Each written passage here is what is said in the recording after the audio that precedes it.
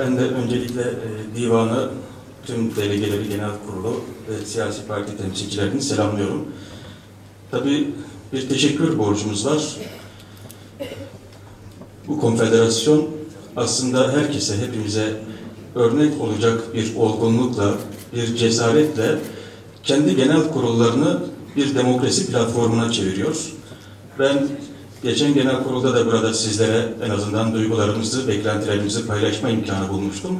Bugün de sizlerle birlikte olmaktan mutluyum. Değerli arkadaşlar, son dönem felsefecilerinin güzel bir tespiti var. Diyorlar ki, uygarlık tarihi empati tarihidir. Yani sadece kendi acılarınızı değil, başkalarının acılarını da sizinle aynı etnik kökenden olmayan, aynı dili konuşmayan, belki aynı inancı paylaşmayan halkların yaşadığı acıları da anladığınız ölçüde aslında insanlık tarihine medeni, uygar bir toplum olarak geçmeyi başarırsınız. Elbette acılarımızı yarıştıracak değiliz. Şüphesiz yaşadığımız acılardan öfke çıkartmamak, nefret çıkartmamak, yeni toplumsal çatışmalara fırsat vermeyecek bir olgunlukla birlikte özgür, eşit, onurlu yaşamanın yolunu, yöntemini bulmak, hukukunu inşa etmek, yaşadığımız dönemde hem siyasetçilerin hem sivil toplumun bütün insanlığa ve tabii kendi halklarımıza karşı da birinci sorumluluğu. Değerli arkadaşlar, bu coğrafya son derece kanlı bir tarihe sahip. Ne yazık ki göç tarihi travma tarihidir. İnsanlığın büyük dramlar yaşadığı bir tarihtir. Ve ne yazık ki 100 yıl önce, 120 yıl, 150 yıl önce yaşadıklarımızdan yeterince ders çıkaramadığımız için hala bu coğrafyada kan akmaktadır. İşte yanı başımızda birkaç gün önce bir camide cuma namazında bomba patlıyor ve 300'ün üzerinde insan hayatını kaybediyor. Kendinizi hangi medeniyete ait hissederseniz hissedin, galiba inandığınız değerlerin sınavı, testi tam da başkaları için ne öngördüğünüz, başkalarına ne vaat ettiğiniz, başkalarına hangi hakları tanıdığınızla ilgili verdiğiniz sınavdır esas olan şey. Değerli arkadaşlar, Kafkasya'dan öğrenilenler, Balkanlarda yaşanan acılardan öğrenilenler, Orta Doğu'da yaşanan acılardan öğrenilenler, Anadolu'da yeni bir barış projesini hayata geçirmek için yeterince ibretlik, kıssa ibretlik hakikat ortaya koymaktadır.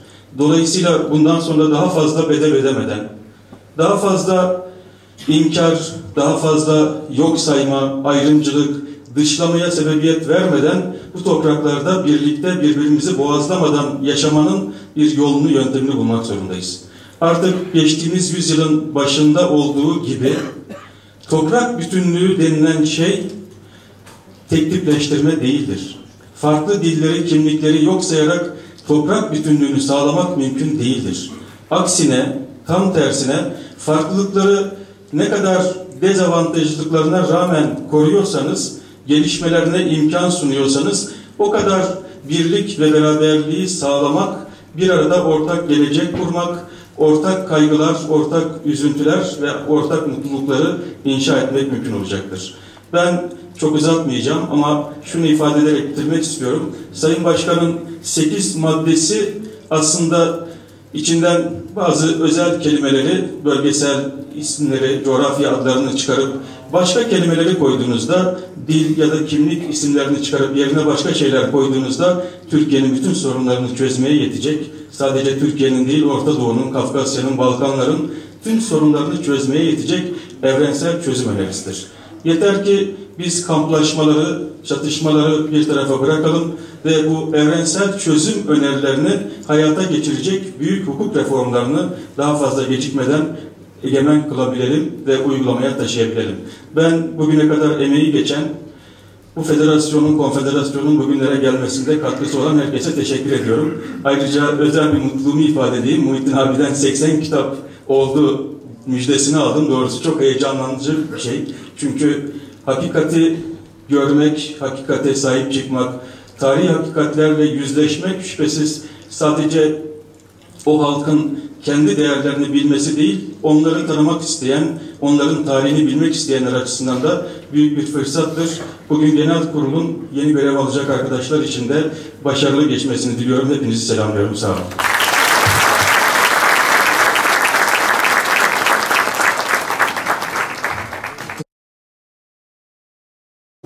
Bilgen Beyefendi'ye teşekkür ediyoruz.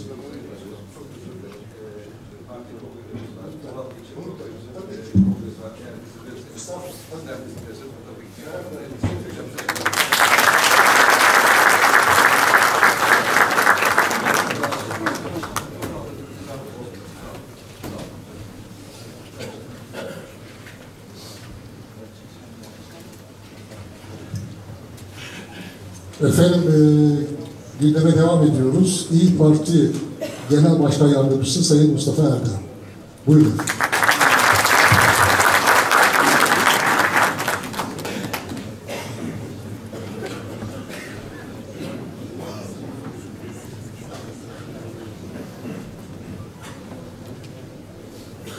Sayın Divan ve yöneticileri, siyasi partilerimizin, sivil toplum temsilcilerimizin oluşturduğu muhterem protokol,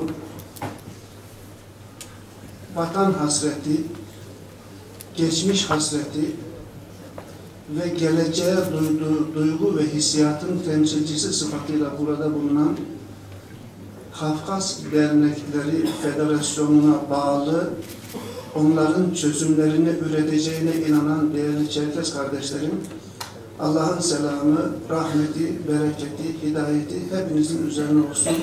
Hepinizi sevgi ve saygıyla selamlıyor. 8. Olağan Genel Kurul'un sizlere, ülkemize ve bütün sizin gibi gurbette bulunan, vatan hasretiyle yanan kardeşlerimize hayırlara vesile olmasını Cenab-ı Hak'tan niyaz ediyorum.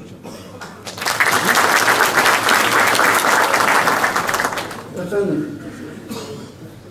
üzerinde yaşadığımız toprakların çok ağır bedeller karşılığında bizlere vatan olarak emanet edildiğinin farkındayız. İnsanca yaşamanın, onur sahibi olmanın, bir milleti temsil etmenin, geleceğe umutla bakmanın, bir medeniyeti inşa etmenin olmazsa olmaz gerekli olduğu yer vatandır. Bugün sizlerin ana vatanımızdan gelerek burada insanca yaşama arzusunu ortaya koymanız herhalde en doğal hakkınız olsa gerektir. İYİ Parti Genel Başkan Yardımcısı sıfatıyla sizlerin hissiyatınızı paylaşmak, duygularınıza tercüman olmak için buradayım. Çok fazla uzatmadan okuduğum ve bir de yaşadığım 2 örneği sizlere arz etmek isterim. Bir Macar tarihçi Laszlo Rasonyi, bilenleriniz mutlaka vardır. Tarihte Türklük kitabında o dönemin Moskov mezaliminin insanlık için ne kadar büyük acılara vesile olduğunu ifade ederken 1670'li yıllarda hayatta kalan Kasım Hanlığı'na mensup bir kişinin mezar taşına Nisa suresi 51 ve 52. ayetlerini yazdığını söyler. Burada bir şey yok. Fakat kendi yolunu bir Müslüman olmamasına rağmen kendisinin ifade ettiği değer çok anlamlıdır. Der ki bu insanlar kendi öz vatanlarında kendi değerlerini, kendi öz çocuklarına aktaramadıkları için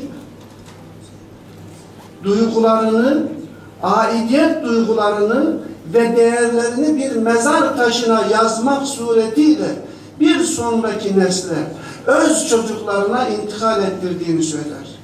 Çok detaya girmeden arz ediyorum. قَالَ مَنْ اَنْصَارِ اِلَى اللّٰهِ قَالَ الْحَوَارِيُّونَ نَحْنُ اَنْصَارُ اللّٰهِ آمَنَّا بِاللّٰهِ وَشَّدْ بِأَنَّا مُسْلِمُونَ. Hz. İsa Allah yolunda bana kimler yardım edecek dediğimde havariler dedi ki Allah yolunun yardım edicileri biziz.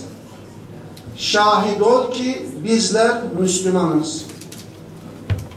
bu merhum mezar taşına inandığı değerlerin İslam içerisinde insani bir hayat tarzı kendisine sunduğunu ancak böyle ifade edebilir. Bir diğer husus, alma atının Miçur'un mikro reyonunda Kırım'dan gitmiş Ali Baba isminde muhterem bir büyüğümüzle karşılaştım. Türkiye'den, Diyanet'ten gidenlerin onunla şakalaştığı bir ortamda ifadesi aynen şu: Hoca, ben bugün 1944 zulmünü yaşamış birisi olarak öz vatanından binlerce kilometre uzakta hayatta kalabilme başarısını göstermiş ender kişilerden biriyim.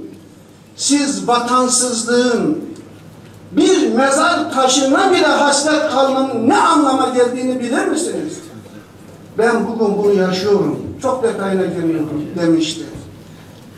Değerli dostlar, şu anda üzerinde yaşadığımız Türkiye Cumhuriyeti Devleti, insan olan herkese insanca yaşama imkanını sunabilecek bir demokrasi, bir ahlak, bir inanç ve değerler bütünü olmak durumundadır. Bizler, insan olan herkesin bu devlet içerisinde rahat yaşayabileceğini ama özelde Osmanlı'nın emaneti olan kardeşlerimizin onlardan çok daha farklı bir hakkı müktesebe sahip olduğunun bilincindeyiz. Gerek Kafkaslar, gerek Balkanlar, gerek Orta Doğu, gerekse Allah'ın eşrefi mahluk olarak yaratmış olduğu bütün insanların Türkiye Cumhuriyeti'nde yaratılışından gelen haklarına sahip olma gibi özgün ve özel bir hakkı olduğuna sizlerle birlikte ben de iman ediyorum. Değerli kardeşlerim, bu bahse konu hakkın ifade ve icra edilebilmesinin olmazsa olmaz şartı, önce buradaki insanların sağlam bir zeminde oturabilmeleri, yardıma muhtaç olanların ellerinden tutarak onları sağlam bir zemine çıkarabilmeleriyle mümkündür. Şu anda yakın çevremizde yaşaya geldiğimiz olayların kardeşlerimiz üzerindeki olumsuz tesirlerinin etkisi altında kalmak istenilmiyor ise, şu anda yaşadığımız bu coğrafyada bir emanet olgusu içerisinde fitneden, tefrikadan, tehdit ve her türlü tehlikeden uzak olma mecburiyeti hepinizlerin değerlendirdiği ve saygı duyduğu bir husus olması lazım gelir. Ama gelin görün ki kendisiyle birlikte kendisinin bekası konusunda bir takım tehditlere açık olan bu coğrafyayı yeniden birliğimizin, bütünlüğümüzün, tarihi mirasımızın ve yaşattığımız medeniyetin insanlığa huzur getirmemesi için başını ağrıtan pek çok husus olduğu hepinizin takdiridir. Değerli dostlar, karşı karşıya kaldığımız terör olayları, iç ve dış sorunlar, uluslararası sıkıntılar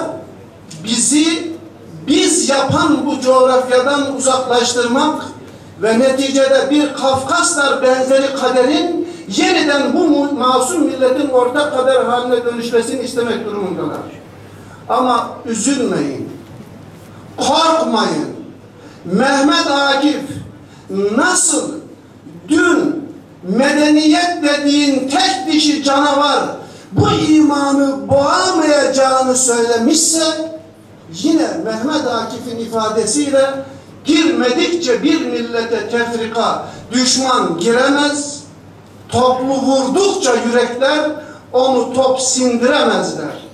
Ben inanıyorum ki insanlığa insanlığın ne anlama geldiğini öğretebilecek bir değere sahip olmak istiyor isek, hepimiz bu coğrafyanın geleceği adına sahip olduğumuz değerlerin bekası uğruna birlikte hareket edecek ve insanlığın yeniden umudu olmaya devam edeceğiz diyor. Hepinize en kalbi duygularla sevgi ve saygılarımı sunuyor. 8. olağan genel kurulun sadece Kafkasya'ya değil, umut besleyen, gelecek adına güven duymak isteyen bütün kardeşlerimize hayırlı olmasını diliyor. Hepinizi Cenab-ı Allah'a emanet ediyorum.